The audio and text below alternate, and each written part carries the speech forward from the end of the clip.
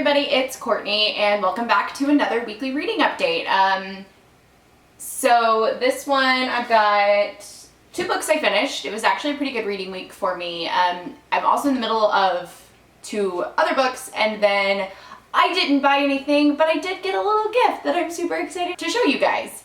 So I'm going to start with what I finished. The first thing I finished was These Violent Delights by Gong. This is a retelling of Romeo and Juliet set in 1920s Shanghai with monsters. I have to say, this wasn't my favorite read. It was good, I enjoyed it, but it really just didn't get all the way there for me. Part of that might have been the time that I was reading it, because I did read this last week during all of the holiday, Black Friday, Cyber Monday craziness. So I was only able to read like a chapter, maybe 2 at a time. So it took me a really long time to get engrossed because I was just reading in really short snippets. Once I got through all of the craziness of last week and was able to actually sit down and, read for an hour and a half at a time, I got a little more connected to the characters. I think I'm just bitter because of the way that it ends, because it literally ends on "to be continued." And I understand cliffhangers before sequels, but "to be continued" is another level, and I don't think I'm over it yet. All in all, we'll definitely continue the series. I did enjoy it. I do recommend it. I loved seeing a retelling of Romeo and Juliet, especially. It is really clever the way that she does that. So it's not just a one-to-one of the plot of Romeo and Juliet.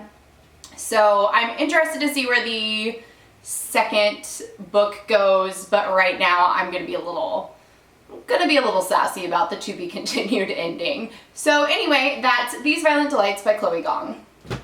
Alright, next one I finished was The Lola Woods by Carmen Machado, illustrated by DANI.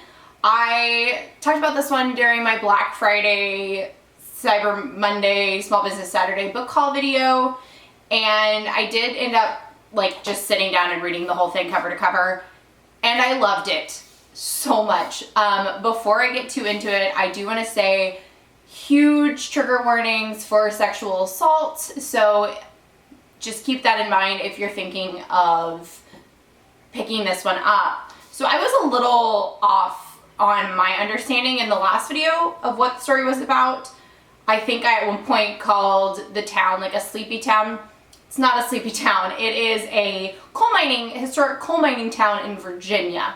So you learn pretty early on that this town has a really horrible history because of collapses in the mine and environmental effects. And there's lots of lung diseases, so it's not just a sleepy Stars Hollow town. It is an impoverished coal mining community. It is about 2 teenage girls who live in this town, and they go to a movie, and they wake up and they don't really remember anything that happened in the movie, and they don't remember leaving the theater, but they have mud on their shoes, so they think that something happened there. And when they get out of the movie theater, they start seeing that there's something wrong with their town. There are all of a sudden these strange creatures that they're seeing, and it spirals from there. It is a horror comic, so there are lots of monsters and witches and really creepy demon people. But it is about these 2 girls trying to figure out what happened to them. They are both queer. There's an adorable romance between one of the characters and a secondary character, which I love. I really liked DANI's illustrations as slip is coming off. I really liked DANI's illustrations as well, so I'm really excited to pick up some of her work and see what else she's illustrated for comics. I really hope that they're horror, because she does a fabulous job with monsters. So anyway, that is The Lola Woods by Carmen Machado, illustrated by DANI. Okay, what I'm reading right now. The first one I'm going to talk about is Be My Guest by Priya Basil. This is one of the first nonfiction books that I've legitimately loved. Usually nonfiction for me is like, I kind of got to muddle through it. In the end, I'm like, yeah, I enjoyed that. But like the process of reading nonfiction, I don't know why, because there's really good nonfiction out there. And some nonfiction reads exactly like fiction, but it's just knowing that it's true, like puts up a mental block for me that I'm just like, no, I hate this.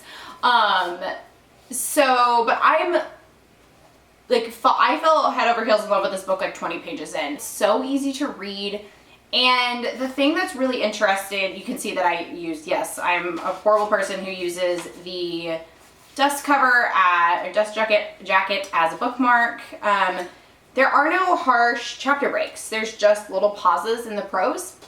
So I posted on Instagram yesterday a picture of this one, and I think that I described it as like the process of reading this is like having an actual conversation at dinner where topics are just kind of jumping all over everywhere and they kind of lead into each other, but they don't. But it's still just so stimulating, but it's also like being with friends and family is calming and relaxing that I don't know what that feeling is called exactly, but like that's the feeling that you get when reading this book, which is so appropriate because at the core, this book is about the differences between how we feed ourselves, how we feed our friends, how we feed our family, how we feed our community and those in need, and what it means to gather and the like symbologies behind all of these different cultures. She is a British Indian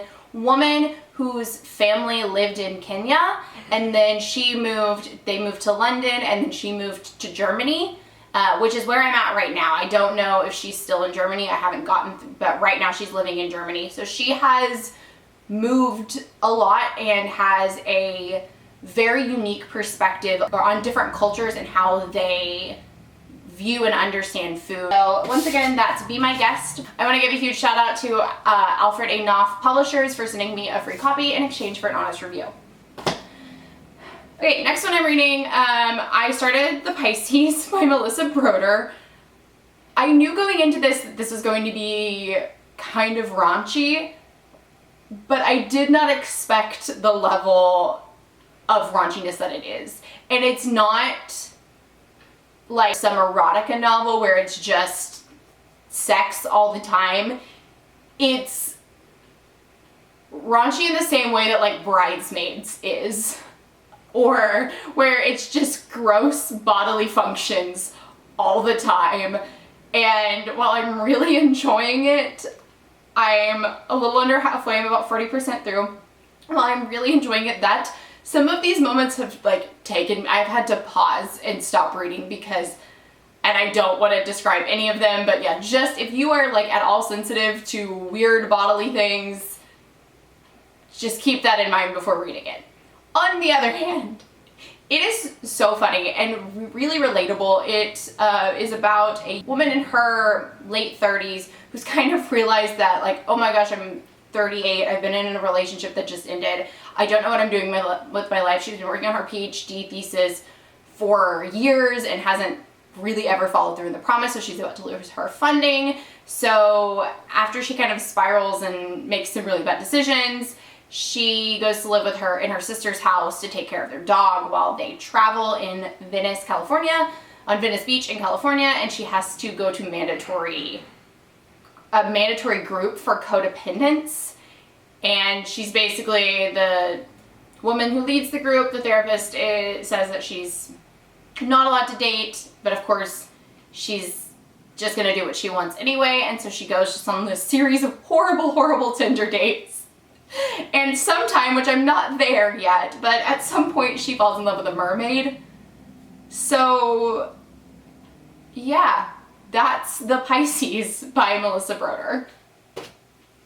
Okay, so like I said, I didn't buy anything, but my husband bought me this super cute little vintage book of comic epitaphs. It is from 1957. It is just like, I don't know, we don't know if they're made up. I mean, I'm assuming they're probably fictionalized, but some of them I'm like, that could be a real epitaph.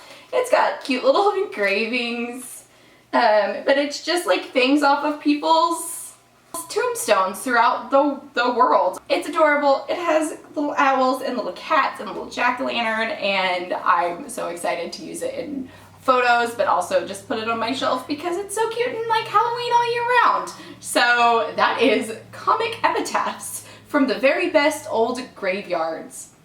It was gathered and published by the Peter Popper Press. So I'm gonna end this video on the Peter Popper Press. That's all for today. I will be back on Thursday with another video. And until then, like, comment, subscribe, and of course follow me on Instagram at notsowellread. And I'll see you guys on Thursday. Bye!